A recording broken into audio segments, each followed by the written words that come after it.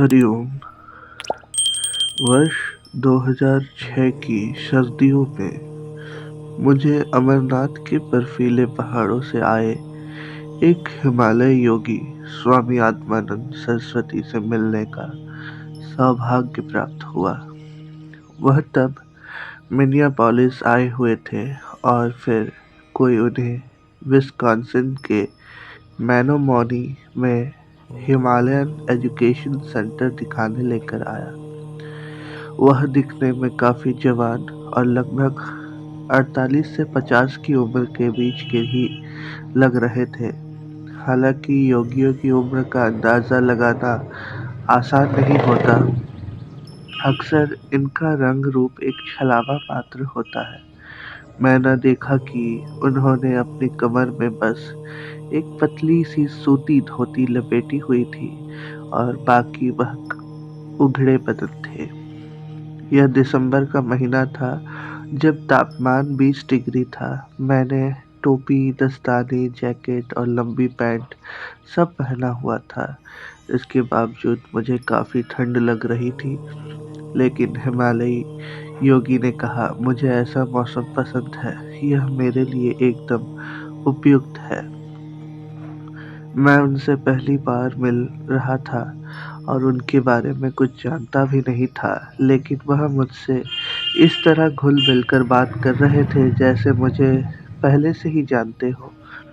स्वामी जी ने भारत में कई दूसरे योगियों से हमारे हिमालयन एजुकेशन सेंटर के बारे में सुना था, इसलिए जब वह मिनियापोलिस आए तो हमारा स्कूल देखने भी आए। उन्होंने मुझे बताया कि भारत में उनका भी एक ऐसा ही स्कूल है जहां लगभग 2000 विद्यार्थी योग विज्ञान और भारतीय दर्शन का अध्ययन करते हैं।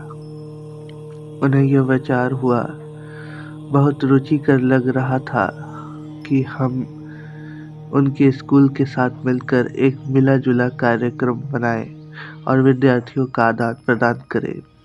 मैंने स्वामी जी को अपने स्कूल का एक दौरा कराया और उन्हें इमारत की तीसरी मंजिल पर बने ध्यान केंद्र में ले गया। 6 साल पहले जब योगियों ने इस कमरे को ध्यान कक्ष में बदला था, तब से लेकर अब तक यहाँ किसी ने एक शब्द भी नहीं बोला। वह वहाँ कुछ मिनट मौन में बैठे। मैं उनकी चेतना से प्रसारित होने वाले मौन को महसूस कर पा रहा था। वह दरअसल पर्वतों में मौनाभ्यास के आदी थे। मैंने उन्हें छात्रावास, ऑडिटोरियम और हमारी बड़ी सी रसोई दिखाई। वह यह जानकर बहुत खुश हुए कि हम मैनोमोनी में वरिष्ठ नागरिकों को निःशुल्क योग सिखाते हैं।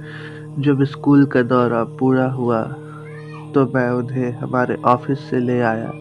वह बैठने के लिए कुर्सी दी और फिर हमने इकट्ठा कार्यक्रम चलाने का सपना साझा किया।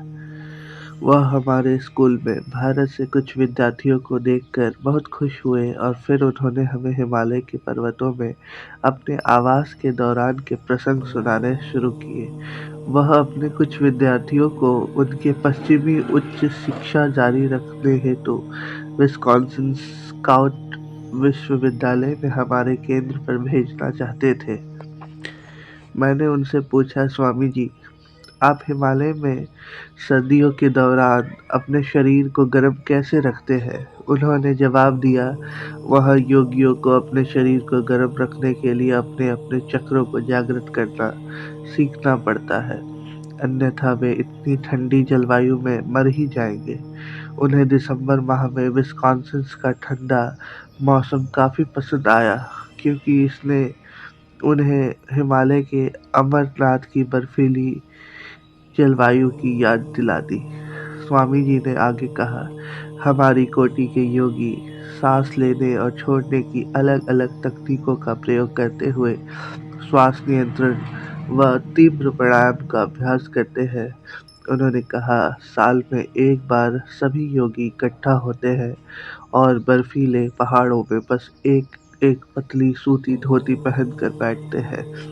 वे इस दौरान कठोर प्राणायाम व अलग-अलग श्वास तकनीकों में संलग्न रहते हैं।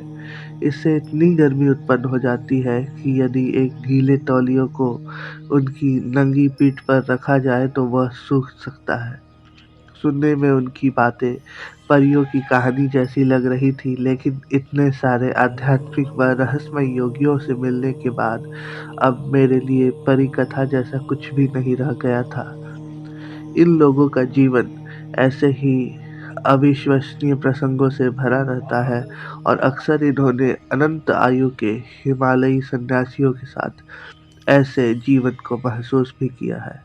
स्वामी जी ने मुझे बताया, कई बार तो उन्होंने अपने गुरु भाई को सिर्फ अपने हाथों से पानी का प्याला गर्म करते हुए देखा है। पश्चिमी संसार में अपने मस्तिष्क की अपूर्ण क्षमताओं के साथ हम में से कुछ लोगों के लिए इन चमत्कारों को समझना ही मुश्किल है, फिर इनका वास्तविक जीवन में अनुभव करना तो और भी दूर की बात है। दरअसल हम अपने मस्तिष्क की मदद से अपने अंदर की संपूर्ण क्षमताओं का उपयोग करने के आदी नहीं हैं। स्वामी जी ने फिर कहा, मैं तुम्हें बाहर ठंडे मैदान में अपनी पीठ पर एक गीले तौलियों को सुखाकर दिखा सकता हूँ। मैंने कभी भी योगियों पर संदेह नहीं किया, क्योंकि कई बार यह हमारे अंदर मौजूद ईश्वर पर शक करने जैसा होता है, जो फिर हमें दूसरे आयामों पर सोचने ही नहीं देता। मुझे स्वामी जी की परीक्षा लेने की कोई ज़रूरत नहीं थी, क्योंकि वह -20 डिग्री के तापमान में पहले से ही बस एक सूती धोती लपेट कर बैठे हुए थे।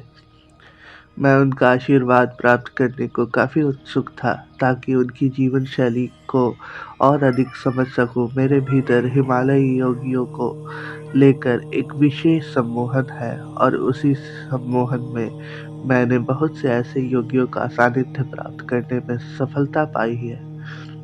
स्वामी जी ने हिमालयन एजुकेशन सेंटर का दौरा करते हुए संस्कृत में मंत्र जाप किए। वह यहाँ विद्यार्थियों से मिलकर बहुत खुश हुए, और अब मैं हिमालयन एजुकेशन सेंटर और उनके स्कूल के बीच तय हुए कार्यक्रम की उत्सुकता से प्रतीक्षा कर रहा हूँ।